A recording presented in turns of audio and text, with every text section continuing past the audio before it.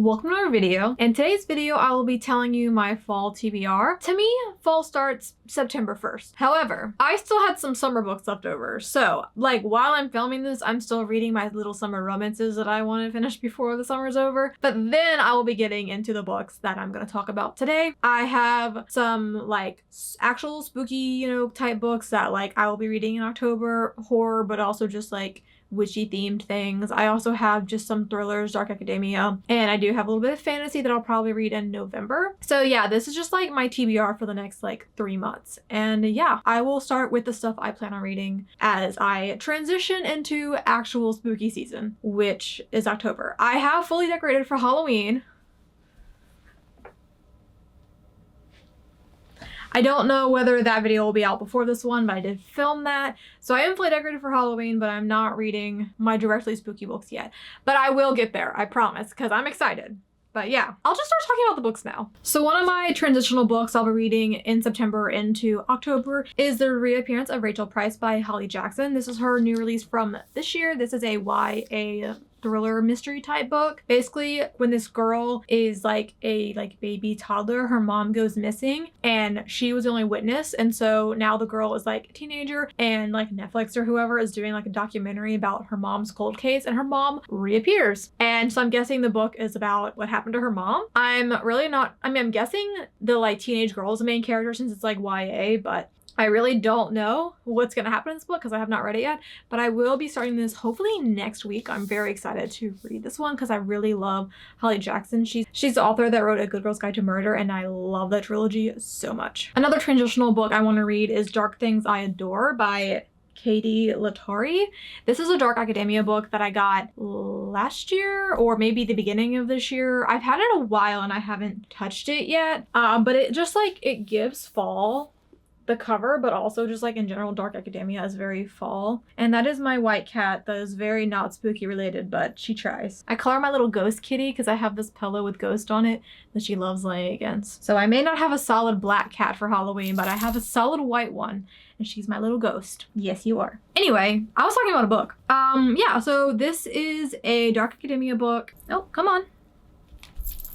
And there's my little ghost kitty. So basically in the 80s, there was this group that got together and there was secrets and stuff revealed. And then in current day, which is 2018, there's this art professor who goes to his protege's house, and she's invited him there to show him her work or whatever, but she's really inviting him there to uncover secrets from what happened in the 80s, I think. I thought it sounded interesting, and I don't think I've really read dark academia before, and so I'm looking forward to getting into that genre, and this is a perfect time of the year to do that. So now getting into my spooky themed reads I'm gonna read in October. I always read one horror book, and I like this author, Darcy Coates. This one's called Craven Manor. Yeah, I read one or two of her books every year for Halloween season because I really like her writing.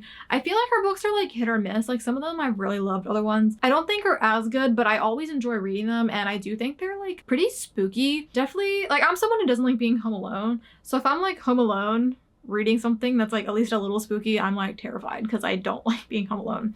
So yeah, this is the one I got for this year, and this one is, yeah, so this guy really needs a fresh start. He is given this note where they offer him a groundskeeper position at a haunted house, and he takes it. And so he moves into the groundskeeper's cottage, and it's a haunted house, so things happen. A lot of her books center around haunted houses. Oh, hi. I think all of the books I read by her are centered around a haunted house, whether the person is living there, living next door to it, or temporarily staying there. But yeah, they're just nice little spooky reads for the spooky season. They're fun. Yeah. Another directly spooky season book that I got is Halloween Party by Agatha Christie. I have read 2 of her books so far. I've read Death on the Nile and Then There Were None, which And Then There Were None is definitely a classic. I mean, all of her books are classics, but that one's one that everyone's heard of. And so I definitely wanted to read this one around Halloween time. So I literally, in case I forgot, last November is when I discovered this book. So I literally set a reminder on my phone for September 1st to remind me to buy this book to read this year. I had already remembered, but anyway, I don't actually know what this is about. Oh, so there's a Halloween party and there's this kid. She's 13 and she's like, I've witnessed a murder. And they're like, no, you haven't. And then she ends up dead. And so this is I always say his name wrong. Hercule Poirot? Hercule Poirot. Hercule. Oh my god, there's cat hair everywhere now. Hercule Poirot. I'm butchering it. Yeah, this is one of those books. If you don't know, he's like, there's literally cat hair just flying in the air. It's like actually insane. Yeah, she wrote a lot of books with him as like the main, not like the main character, but he's like a detective or like an investigator or whatever who is featured in a lot of her books, like solving the mystery of the book. So this is one of his books. I think this is like, I don't know why I have this number in my head. I want to say this is the 19th one. And I have no idea where I got that number from. But on the back of the book, there's literally a list of all of the Hercule Poirot. I'm so butchering it. Anyway, it's a list of all of his books that he's in.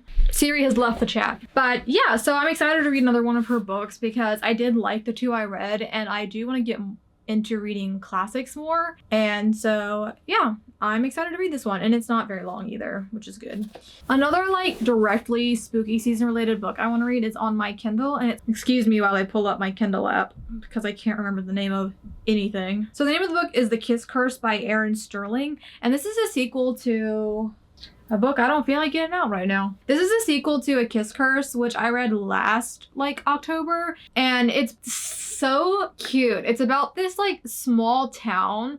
Like, think like Halloween Town, Gilmore Girls, like just a small town that's like very fall-centric, very like witchy. And the main character of A Kiss Curse, like her and her like family are witches, and they just live like normal lives. Basically, like in the first book, that girl is like a professor at the college, and her cousin and her aunt do run like a witchy store or whatever where they sell like witchy things, but it's like a tourist trap type thing. But it's funny because they're really witches. But yeah, so in the first book, the character, when she was like in college or whatever, she like put this curse on this guy that like broke her heart, and she didn't think it was real. And then like 10 years later or whatever, he comes back to town and he's cursed. And so she's trying to figure out how to like take the curse off of him. And it's like just a really cute witchy romance. And so this is the sequel to that book. And I think this one follows her cousin who like runs that shop I was talking about. You know, I feel like I said the wrong name for the first book. It's the X-Heck. I'm not sure what came out of my mouth.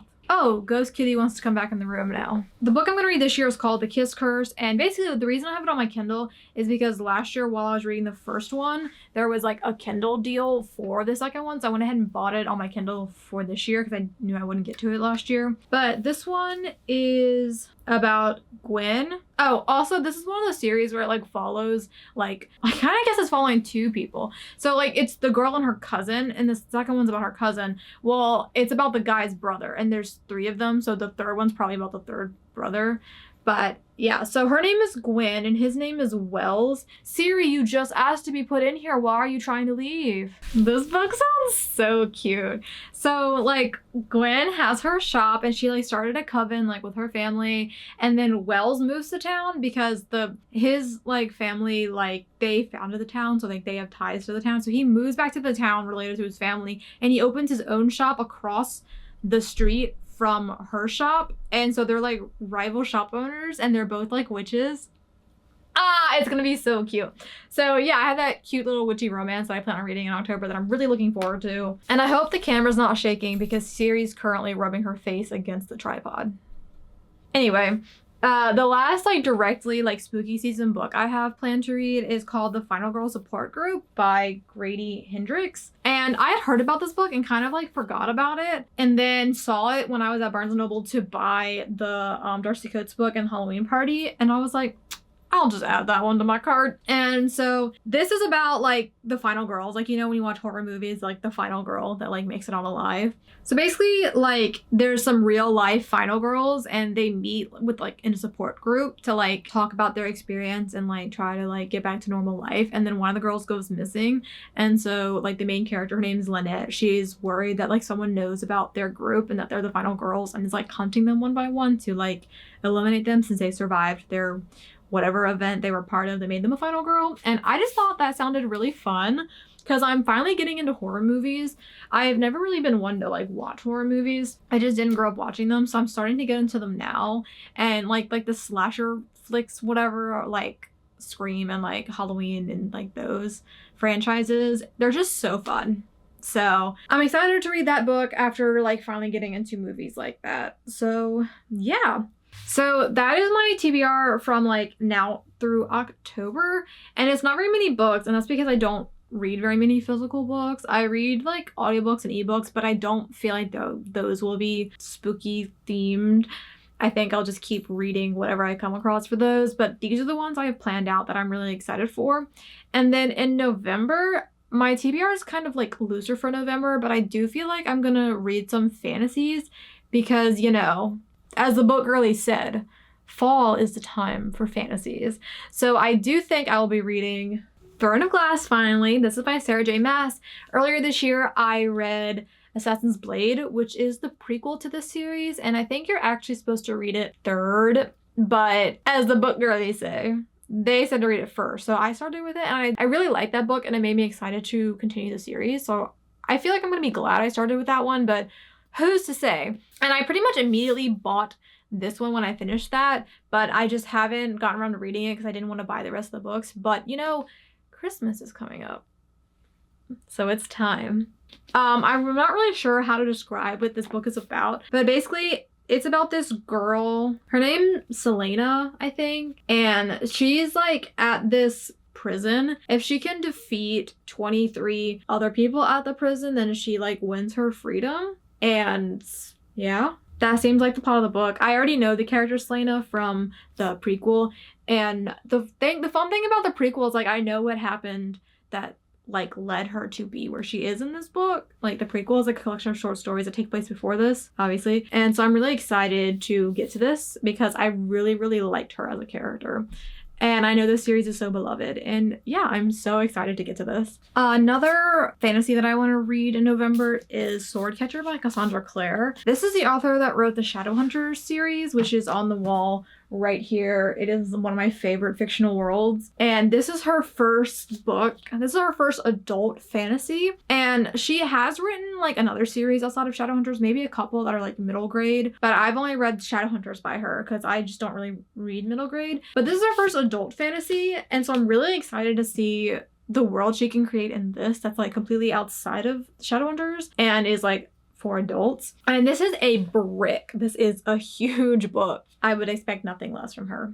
But this book is like 600 pages. Yeah, it feels bigger than that. Anyway, I don't actually remember what this book is about. Oh, it sounds so good. I keep putting it off because I read fantasy when I was younger, like YA fantasy, and I'm slowly getting back into it, but it's just so hard for me to pick it up, even though I know I'm gonna like it. So this is set in like a made-up world. There's a kingdom where the main character's name is Kel, and he was raised to be the sword catcher, which is like a body double for the prince. So basically he's been raised to like give his life for the prince. And then the other main character's name is Lynn, and she lives in a small community, and she still like possesses magical abilities. I guess she can heal people because it mentions like despite her skills, she cannot heal her best friend without access to forbidden knowledge. And then there's an assassination attempt that brings like Lynn and Kel together. So I guess they are drawn into the web of the mysterious rag picker king, the criminal ruler of Castellan's underworld, who offers them each what they want most. It just sounds like really, really good. And I know this is going to be a series. I think the next book comes out in 2025, which is so soon, even though it sounds so far away. So I am looking forward to this. I do really hope I can get this read in November, despite it being a little bit of a chunker. This isn't fantasy, but sci-fi, and that is Golden Sun by Pierce Brown. This is a sequel to Red Rising, which I read last year around this time actually, and I was buddy reading it with my boyfriend, and he really liked it, and I wasn't super interested in it. And so he wants to continue the series, and he started reading this one, and he got like halfway through it and then stopped for me to catch up, and I haven't even opened it yet. But basically, this is an adult sci-fi series. People have compared it to The Hunger Games. I really didn't think it was that similar. It honestly reminded me more of Lord of the Flies, which I guess you could say in a way that like The Hunger Games is like similar to Lord of the Flies if we're really going into it. But it's basically it's sci-fi. The first one is about this group of people that have been like mining Mars to make it like inhabitable. And this world is set into like a caste system or whatever, where like the main character, Darrow, is like at the bottom, he's a red. And then the top is like the golds, I think. And he's trying to like, he's like part of the rebellion. He's trying to like infiltrate the golds to like make a difference for the bottom and stuff. Yeah, like I said, there's like, oh my god, Siri is so cute. And so that's like the first book, and then this just kind of continues what he's doing, trying to like infiltrate the golds and like be part of the rebellion. And yeah, so I might try to pick this up in November because I do owe it to my boyfriend to continue the series that I am the one who wanted to read. And then I would say the last book like on my radar for November is another YA like thriller mystery, and that is Killer Instinct by Jennifer Lynn Barnes. This is a sequel to The Naturals, and people describe this as basically like a YA Criminal Minds. It follows these teenagers that have these not necessarily abilities, but they're just like really good at what they do. So like one person's really good at numbers, one person's like really good at like reading people, one person is like good at detecting lies, like just stuff like that. And they are teenagers and they're like brought in by like the FBI to be part of this group called the Naturals, and they are like consulting on like cold cases and stuff, but they get sucked into like a real current active case in the first one, and there's a whole series. So this one is just about another like current serial killer case. And yeah, I really like the first one, so I did want to continue the series, but like once again, I haven't been wanting to read a series because I'm trying to cut down on buying books. But hey, Christmas is coming up, which I want to say I asked for this book last Christmas and I haven't read it yet. But hey, as long as I read it by Christmas this year. So yeah, those are all the books that I have on my radar from like mid-September until the end of November. Just some books that I feel like are either directly spooky season or fall related, or just like feel like they should be in that time of the year. And I'm really excited for the books I have planned out. I have no idea how many of them I will actually read because, like, you know, it's so hard to stick to a TBR. Hopefully I'll get to some of them. I don't know like how life is gonna go because sometimes I can read 4 or 5 physical books a month. Sometimes I only read like 2. So it really just depends on what's going on. But yeah, I really look forward to getting into my fall TBR because like I said, right now I'm still finishing up some like summer romancy type light books. And I'm hoping to finish those up so I can start these. And yeah, thank you so much for watching. I hope you enjoyed. I hope you got some recommendations from my TBR. I hope you like my Halloween decorations. I hope you like my Halloween shirt. Every year I get the new designs from this designer called Book Babe Design on Instagram. She does like launches because she's like a one-woman business. So she doesn't have stuff up all year long, but she had her like this year's spooky season sale going on. So I got 2 shirts this year. So this is one of them. I thought this was appropriate for this video since it's little skeleton reading books. The Reappearance of Rachel Price will be in a reading vlog that I'm filming right now that is reading new releases from this year, and I plan on doing a reading vlog in October reading my like spooky books, and then I'll probably do some reading vlog in November as well because I haven't done a reading vlog in like all summer and I miss doing them. So I will be putting some of those out. You will be seeing more of my Halloween clothes, possibly more of my decorations. Like I said, I'm fully decorated. Most of them are in my room, and I do spend most of my time not in my room. I usually read on the couch and I only have a few things in there. But yeah, that was a long outro. But yeah, thanks for watching. Maybe I'll watch some more of my videos. Like I said, I have my Halloween decorating video and some reading vlogs coming out. And yeah, bye!